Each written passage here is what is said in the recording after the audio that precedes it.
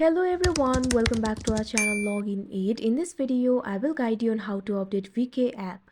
So if you also want to update VK app, this video is just for you. Follow the simple steps and you'll be able to do it. So if you also want to use the latest version of VK app, for that you'll have to update the VK application. In order to update the VK application, first of all what you have to do is open Play Store. You can see over here Play Store has been opened. At bottom you'll be able to find several options like games, apps and search. Simply tap on the search icon that you can see at the bottom right corner of your screen.